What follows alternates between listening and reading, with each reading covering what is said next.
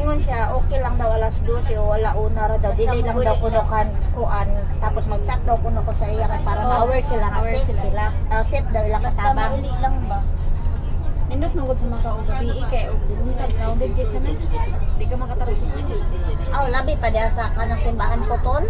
Sus, Diyos ko. Mautoy na ano ana mo ba? Pinakadaghan kay tao. Ang spot sa kanang simbahan.